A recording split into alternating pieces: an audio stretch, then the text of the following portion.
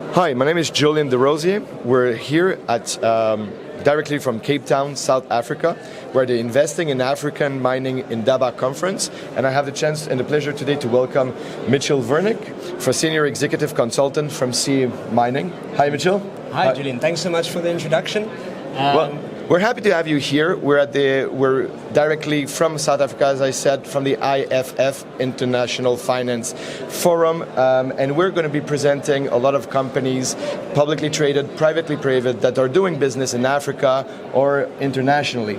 I think that, Mitch, we're going to first, I think, go on a very broad question. What is your company doing? What services it offers? And obviously, where is it present in the world? Okay, well, CA Mining has in fact been established for the past 15 years in Africa.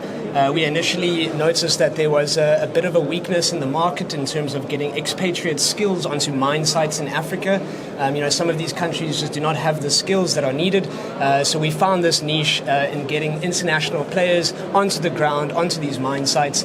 A few years in, we eventually were bought out by a listed organization and then moved on to everything from oil and gas, renewable energy, as well as our mining, which is still our bread and butter. So you'll find us across Africa, whether that be West Africa. We've got French consultants to ensure that there's no communication issues there, all the way up to the Middle East. Generally, our services are headhunting.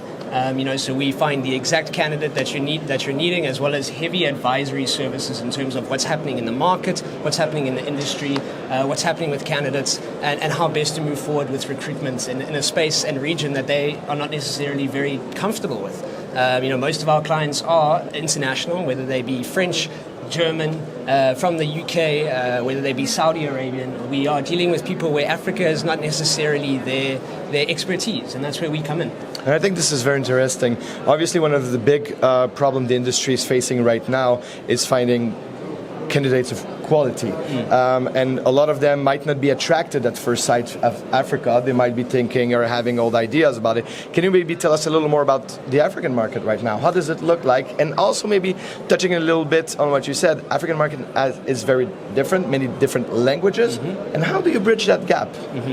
Okay, well, yeah, for sure. African market at the moment is booming. As you know, mining, the commodity cycle is really on the uptick. So you've got almost every country now getting a lot of foreign direct investment from different mining players.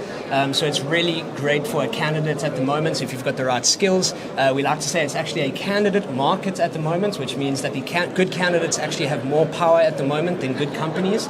And of course, getting these skills to Africa, there's a lot of trust involved, and that's where we step in as well, creating this legitimacy for sometimes junior mining companies who are not able to create that pull factor with these candidates and with these skills. And because we've been operating for so long, because we have such a great network, it means that we're able to create that legitimacy and get these skills into country for our clients who are not necessarily as known as us or as reputable as us yet. Absolutely. And I was touching a bit of the language. So basically, you also have from all around the world, well, English is normally the language of mining, but you've got specific cities that could be Africa, French-speaking countries, that could be in Canada. There's a part that speak French also down there. So yeah, tell us a little more about that. Well, yeah, Africa is an extremely French continent. West Africa, North Africa, and Central Africa, extremely francophone, and then you've obviously got sort of Mozambique and Angola and a couple others that are getting in the Lusophone side, so that's Portuguese, so that's your three main languages that we'll speak. So we've got Portuguese consultants, we've got French consultants, and then we've got the simple men like me who just focus on English. However, it is you can see it now, Julien. I think the amount of French citizens and French speakers here at the Indaba is massive. We in fact have some French branding on our booth, and every French person that walks past is very interested. So that's how we bridge the barrier, by actually understanding it and speaking it. I have to agree with you. I'm French speaking myself, and it's always nice to come down here and see so many French people. I come from Canada, and it's really a great time when we can meet people that speak French from all over the world. Maybe going back a little more on your company. So how big are you? What do you know? How your revenues per year? How many employees? Where are you located? Do you have office around the world, and so on? And obviously, maybe why would people do business with you? Sure. So, Julien, we are fairly boutique. Perhaps if you're looking at the international scale, we're not. We don't have multiple offices around the world as much as we have a presence everywhere. We only have offices in Joburg and in Cape Town. But again, our international footprint means that we go to conventions and see clients in Australia, in Canada, in France, London, and the rest.